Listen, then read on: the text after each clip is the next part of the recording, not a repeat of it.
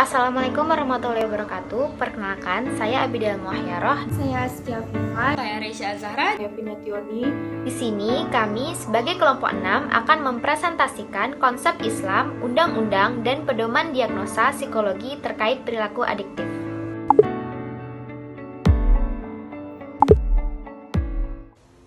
Yang pertama, konsep Islam terkait perilaku adiktif. Seperti yang kita tahu, agama Islam sangat mengutamakan kesehatan umatnya, baik kesehatan psikologis maupun kesehatan fisik. Jadi, umat Islam itu sangat amat diharamkan untuk mendekati segala sesuatu hal yang merugikan dirinya sendiri. Hal-hal yang merugikan tersebut terkait dengan perilaku adiktif. Contohnya seperti mendekati narkotika, berjudi, meminum minuman beralkohol, game online, shopping online yang dilakukan tidak sesuai dengan ketentuan Allah Subhanahu wa taala. Oleh sebab itu, para ilmuwan psikologis menggunakan Al-Quran dan juga hadis sebagai pedoman terkait dengan perilaku adiktif ini tadi. Nah, ada beberapa firman Allah dan juga hadis mengenai perilaku adiktif. Yang pertama, itu adalah minuman beralkohol dan berjudi. Tentang minuman beralkohol dan berjudi, seperti yang sudah dijelaskan di dalam firman Allah, Quran Surat Al-Ma'idah ayat 91, yang artinya, sesungguhnya syaitan itu bermaksud hendak menimbulkan permusuhan dan kebencian di antara kamu lantaran meminum khamar, dan berjudi itu menghalangi kamu dari mengingat Allah dan sembahyang. Maka berhentilah kamu dari mengerjakan pekerjaan itu. Dengan firman Allah ini, Allah sangat menegaskan kepada kita seorang muslim untuk tidak mendekati segala hal yang berbau minuman keras, meminum minuman khamar dan berjudi. Karena jika kita mendekati hal-hal tersebut, nantinya itu akan menjadi kita akan jauh dengan Allah SWT, dan kita pun akan lupa untuk melaksanakan ibadah lainnya. Selanjutnya, shopping atau berbelanja berlebihan, sebagaimana Allah berfirman dalam surat Al-Furqan ayat 67, yang artinya, dan orang-orang yang apabila membelanjakan sebagian hartanya, mereka tidak berlebihan dan tidak pula kikir, dan perbelanjaan itu di tengah-tengah antara yang demikian. Jadi di sini Allah sudah menegaskan kepada kita seorang muslim untuk senantiasa bersikap sederhana, tidak boros, dan tidak pelit sesama muslim. Yang ketiga, Islam juga melarang umat muslim untuk menggunakan narkoba. Seperti yang sudah dijelaskan, berdasarkan hadis, Ummu Salamah berkata, Rasulullah SAW melarang dari segala yang memabukkan dan mufatir. Nah, mufatir di sini bisa kita katakan sebagai narkoba. Nah, hadis ini riwayat Abu Daud dan Ahmad. Selanjutnya ada Ibnu Abidin juga berkata, al-banj atau obat bius dan semacamnya dari benda padat diharamkan jika dimaksudkan untuk memabuk-mabukkan, dan itu ketika dikonsumsi dalam porsi yang banyak. Namun beda halnya jika dikonsumsi sedikit seperti untuk pengobatan.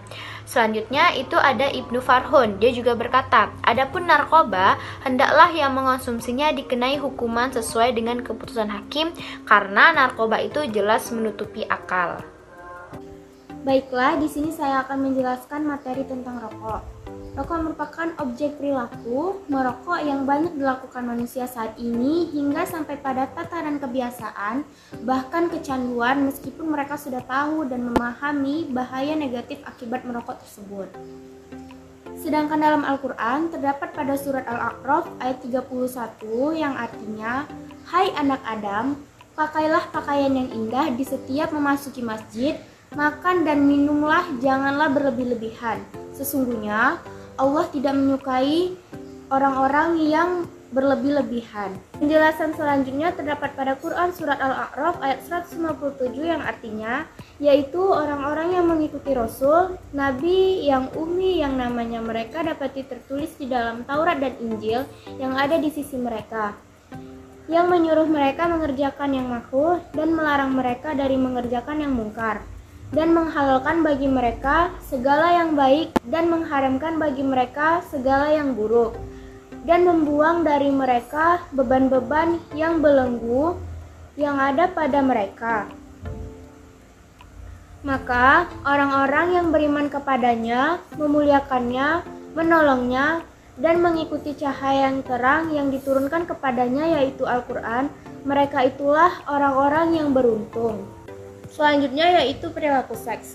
Perilaku seks yang tepat dan benar diatur dalam Al-Quran dan hadis sebagaimana dijelaskan sakralnya sebuah perkawinan. terdapat pada firman Allah Subhanahu wa taala, yaitu pada surat Ar-Rum ayat 21 yang artinya, "Dan di antara tanda-tanda kekuasaannya, Dia menciptakan untukmu dan istri-istri dari jenismu sendiri, supaya kamu cenderung dan merasa tentram kepadanya, dan dijadikannya di antaramu rasa kasih sayang. Sesungguhnya pada yang demikian itu benar-benar terdapat tanda-tanda bagi kaum yang berpikir." Penjelasan selanjutnya terdapat pada Quran Surat Al-Mu'min ayat 5-7 yang artinya, "Dan orang-orang yang menjaga kemaluannya, kecuali terhadap istri-istri mereka atau hamba yang mereka miliki, maka sesungguhnya mereka tidak termasuk dalam kelompok orang yang tercela dalam hal ini. Barang siapa yang mencari di sebalik itu, maka mereka itulah orang-orang yang melampaui batas." Materi selanjutnya yaitu tentang makan. Nah, ternyata perilaku makan ini dia juga diatur di dalam Al-Quran Surat Al-Baqarah ayat 168-169 yang artinya, "Wahai manusia, makanlah yang halal lagi baik dari apa yang terdapat di bumi. Dan janganlah kamu mengikuti langkah-langkah syaitan, karena sesungguhnya syaitan adalah musuh yang nyata bagimu. Sesungguhnya syaitan itu hanya menyuruh kamu berbuat jahat dan keji, dan mengatakan kepada Allah apa yang tidak kamu ketahui." Penjelasan lainnya tentang perilaku makan terdapat pada Quran Surat Al-Baqarah ayat 172-173 yang artinya, "Hai orang-orang yang beriman, makanlah di antara rezeki yang baik yang kami berikan kepadamu, dan bersyukurlah kepada Allah. Jika benar kepadanya kamu menyembah. Sesungguhnya Allah hanya mengharamkan bagimu bangkai, darah, babi, dan binatang yang saat disembelih disebut nama selain Allah. Tetapi barang siapa dalam keadaan terpaksa memakannya, sedangkan dia tidak menginginkannya dan tidak pula melampaui batas, maka tidak ada dosa baginya. Sesungguhnya Allah Maha Pengampun lagi Maha Penyayang." Selanjutnya yaitu game online atau offline dan juga browsing internet. Bagaimanapun juga, pada umumnya manusia senang dan menikmati aktivitas bermain, termasuk juga game online ataupun offline, maupun berselancar di internet dan berbagai kalangan latar belakang pendidikan dan pribadi, seperti usia, jenis kelamin, dan juga pekerjaan, untuk berbagai kepentingan pemecahan masalah kehidupan sehari-hari, baik itu urusan kantor, kebutuhan akademis, untuk pelajar maupun mahasiswa. Oleh karena itu, untuk mengurangi dampak negatif akibat perilaku berlebihan, maka perlu berpedoman pada Quran Surat At-Tamrin ayat 6 yang artinya, "Hai orang-orang yang beriman, peliharalah dirimu dan keluargamu dari api neraka yang bahan bakarnya adalah manusia dan batu." Tak hanya itu, penjelasan lainnya juga terdapat pada Quran Surat Muhammad ayat 36 yang artinya, "Sesungguhnya kehidupan dunia hanyalah permainan dan senda gurau. Jika kamu beriman serta bertakwa, Allah akan memberikan pahala kepadamu dan Dia tidak akan meminta harta-hartamu."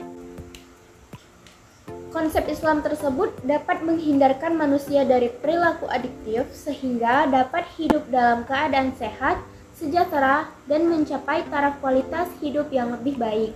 Banyak penelitian yang telah mengemukakan pentingnya peran agama dalam perilaku manusia. Menurut McCullough, tahun 2000 mengemukakan usia manusia dapat diperpanjang melalui keyakinan agamanya. Menurut Taylor, 1994, keimanan akan menolong diri manusia saat mengatasi stres atau tekanan. Baiklah, selanjutnya kita masuk ke konsep perundang-undangan terkait perilaku adiktif.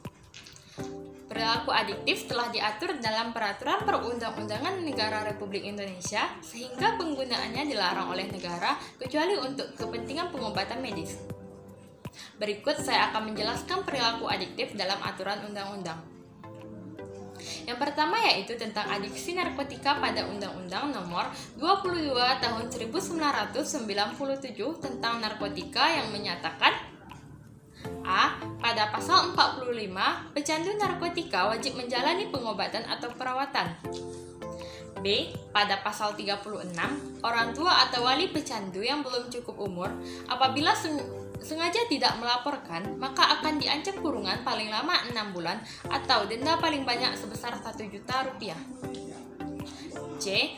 Pada pasal 88, pecandu narkotika yang telah dewasa yang sengaja tidak melapor akan diancam kurungan paling lama 6 bulan atau denda paling banyak sebesar 2 juta rupiah, sedangkan bagi keluarganya akan diancam kurungan paling lama 3 bulan atau denda paling banyak sebesar 1 juta rupiah. Baiklah, yang kedua yaitu tentang adiksi zat psikotropika pada Undang-Undang Nomor 5 Tahun 1997 tentang psikotropika yang menyatakan A. Pada pasal 37 ayat 1, penggunaan psikotropika yang menderita sindrom ketergantungan berkewajiban ikut serta dalam pengobatan atau perawatan. B. Pada pasal 64 ayat 1, barang siapa yang menghalangi penderita sindrom ketergantungan untuk menjalani pengobatan atau perawatan pada fasilitas rehabilitas sebagaimana dimaksud dalam pasal 37, maka akan dipidana dengan pidana penjara paling lama 1 tahun atau denda paling banyak sebesar 20 juta rupiah. Lalu, masuk pada pembahasan yang ketiga, yaitu konsep International Classification of Disease 10 dan konsep DSM-4 atau 5. Menurut International Classification of Disease 10, ketergantungan obat merupakan sekelompok fenomena variabel intensitas fisiologis, perilaku dan kognitif di mana banyak terdapat penggunaan psikoaktif, obat-obatan yang disertai dengan kesenangan, keasyikan dengan keinginan untuk memperoleh dan mengkonsumsi obat dan perilaku obat secara terus-menerus, disertai determinan dan konsekuensi ketergantungan obat yang berinteraksi secara biologis, psikologis, sosial, dan biasanya berinteraksi. Nah, perilaku adiktif menurut DSM-4 merupakan ketergantungan terhadap zat, yaitu pola penggunaan zat yang maladaptif yang menyebabkan terjadinya gangguan atau stres secara signifikan secara klinis, termanifestasi dalam 3 atau lebih. Nah, hal berikut terjadi berulang kali dalam rentang waktu 12 bulan dengan karakteristik yang pertama yaitu ada toleransi. Toleransi ini merupakan penggunaan zat adiksi dengan jumlah yang banyak untuk menghasilkan efek yang diinginkan. Pengurangan efek dari pemakaian zat apabila penggunaannya berkelanjutan dalam jumlah yang sama. Lalu, yang kedua ada withdrawal. Withdrawal ini berupa efek negatif, baik secara fisik maupun psikologisnya, apabila dilakukan penghentian ataupun pengurangan jumlah zat yang menjadi sumber adiksi. Yang ketiga, zat sering digunakan dalam jumlah yang lebih besar atau periode yang lebih lama dari yang dikehendaki. Yang keempat, adanya keinginan yang besar atau usaha yang gagal untuk menghentikan atau mengontrol penggunaan zat. Yang kelima, digunakannya banyak waktu dalam rangka aktivitas untuk mendapatkan zat, menggunakan zat atau pulih dari efeknya. Yang keenam, aktivitas sosial, pekerjaan, atau rekreasi dihentikan atau dikurangi karena penggunaan zat. Yang terakhir, ada pemakaian zat dilanjutkan meskipun telah mengetahui adanya masalah fisik dan psikologis akibat dari penggunaan zat.